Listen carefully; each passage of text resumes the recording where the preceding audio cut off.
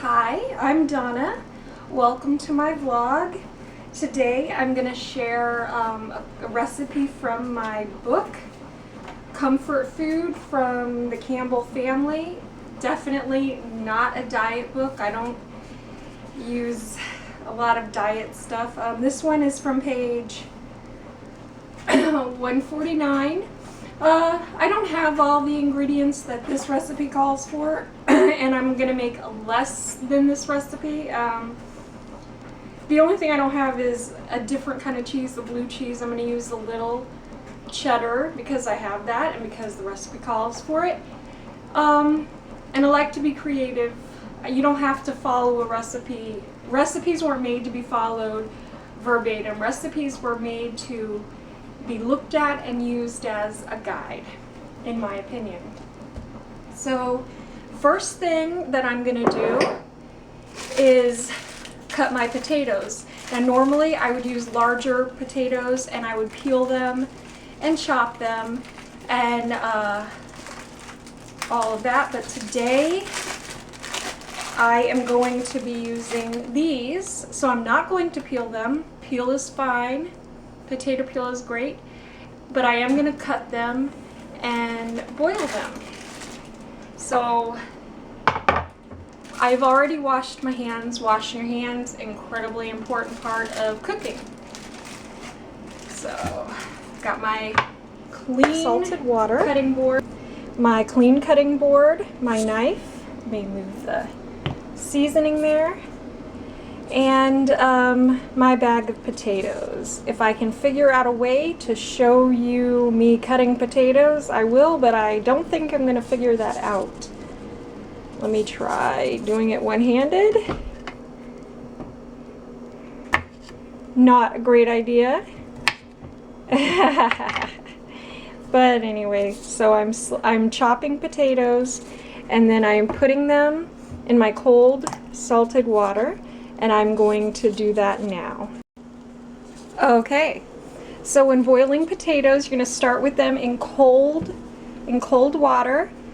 They're sliced and the water is just covering them. I'm going to turn my heat on to high. And I'm going to let them boil for, once they start boiling, probably about 10 minutes or so. And when that's done, we will get to the next part. Now, like I said, I don't always use the recipe verbatim. In fact, today I've decided that I'm going to add some of these gorgeous sweet peppers. It will add color and it will add a nice fresh flavor. My potatoes are just starting to boil. So what I'm going to do so that I don't forget is important to me is I'm going to set the timer to have me check those potatoes in about 8 minutes from now. And since that's happening, I'm going to go ahead and start my roux. Roux is the basis for a lot of sauces. Is very simple to make, and I will show you how to do that. Pan, I am heating some oil. I'm using canola for this, and you want to have a nice hot pan, not overly hot, to saute. I have onions and peppers here. So this is not the roux. This is the part I forgot to do before I make the roux. So anyway, woo! I klutz, but I saved the bowl from breaking. Okay, so now I've got these very lovely onions, peppers, celery, all chopped up together and sauteing. My oil wasn't quite hot enough, but it'll still saute just fine. I don't want to forget those. I want to pay attention to it. My potatoes are almost finished boiling. So what I'm going to do I look freaky right now? My potatoes, my timer tells me that my potatoes are almost finished boiling, so I'm going to use a fork and I'm just going to stab a potato and check to see if it's tender. It is. It's potato tender. The fork went in very easily. Not quite to the point where they're mashable potatoes. And now so if I want to leave them cooking longer, it depends on whether I want my soup to have a more mashed potato quality or a more whole potato quality. I want something kind of in between, a little bit mashed, a little bit whole. So I'm gonna go ahead and just let them boil for a minute or two longer. And you can see my onions are sauteing quite nicely. They are, the colors on that are so pretty. The onions, when they become translucent, then I know that they're done. And they are becoming translucent, so they're doing really well. I checked my potatoes again. I did the fork tenderness. They were very tender, and the smaller ones actually broke when I touched them. So I'm going to go ahead and strain them.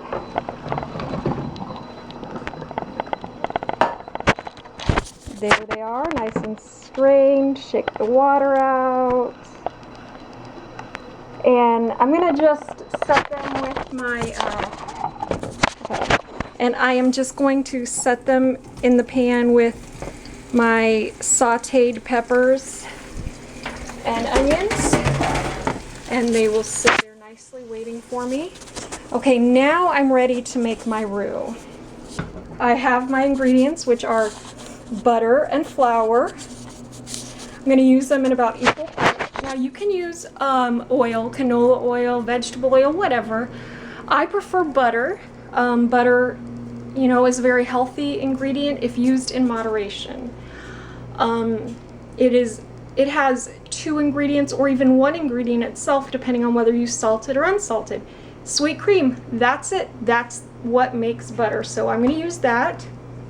I do not recommend margarine for any recipe ever, because what I read on the internet, and you know everything on the internet is true, is that it's like 1 molecule away from being plastic, and I personally don't like the taste. So anyway, I'm about to make my roux. On medium, I have my butter in the pan. This is looks like about half a cup. Not very good at measuring, but I'm going to use equal parts flour, so about half a cup, that's the flour. And I'm going to put them together and stir, if you can. I'm going to stir it until it makes this, here we go. I'm going to stir it until it makes this paste that it's making. Looks like I might need just a little bit more of my fat. You can use any fat, by the way. You can use an oil, you can use animal fat. It depends on what you're making the sauce for. I'm just making the thickener for soup. Okay, so I've got the roux. Now, I'm going to add my milk. Let's see, what do I have here? I have about a cup of milk. I'm going to add that and stir and stir and stir.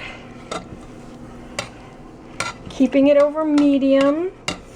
I want that roux to melt into the milk.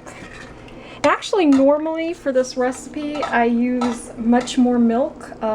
Milk is in fact usually the only liquid I use for the soup, but this was all the milk we had.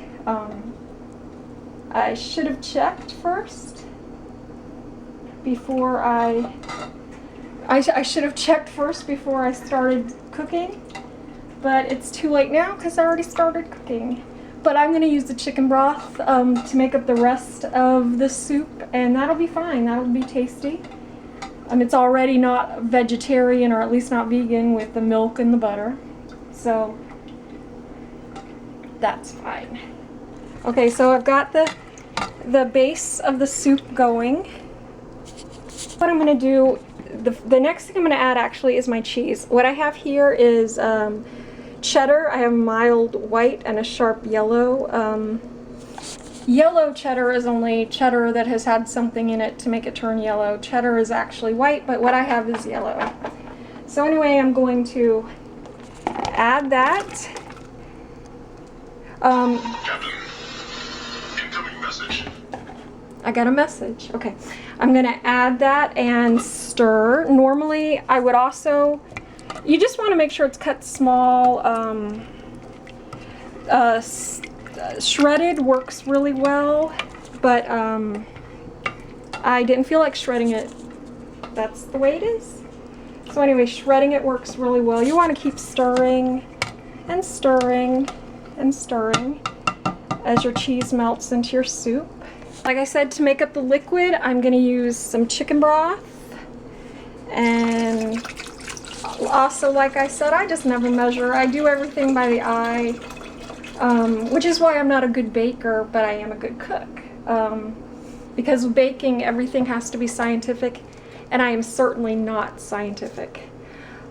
I noticed that we had a little leftover Parmesan cheese in the fridge, so that's going to add a really nice flavor. I'm going to add the Parmesan cheese there, and we're going to keep stirring and stirring.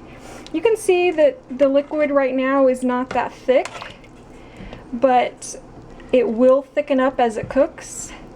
And I'm heating it slowly. I don't have it on a high heat. Right now it's on a medium because I don't want it to cook too quickly. I don't want it to heat too quickly. But you can see that the cheese is doing fine. So it's time to add the next. We're going to add our potatoes and seasonings. When I added my potatoes and my peppers and onions, I did forget to drain the oil out. It's just canola oil, so it's not going to do anything bad to the dish. It's just going to make it less pretty. And I have always said I do not make pretty food, I make tasty food. Okay, now I'm adding some bacon. This is already cooked and crumbled. That nice smoky flavor is just gonna, oh, look how pretty the soup is. Maybe I do make pretty soup.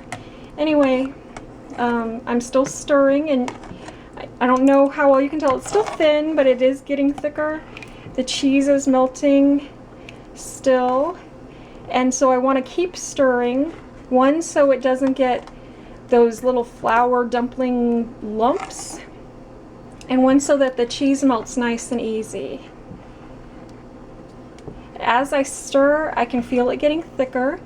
If I don't want it as thick as it is, I can add more broth or milk. But this seems to be a really nice thickness. And it's doing really well. I don't want to bring it to boil because I don't want to burn that milk. There's nothing worse than a burned milk taste when you're trying to eat soup. This is a nice, thick, hearty soup. And so I want it to be a nice, thick, hearty soup. Okay, so I've been stirring it for a while. I haven't been paying attention to the time, so I can't tell you how long it's been. It's probably been maybe 5 minutes. And it's still thin, just the way I want it. It's going to get thicker as it simmers. Everything that I added is already cooked, so I don't have to worry about it cooking. I'm just going to let it simmer until I'm ready to eat it. Before I eat it, I might want to mash a few of those potatoes up. Before I eat it, I might want to mash a few of those potatoes up. I might not.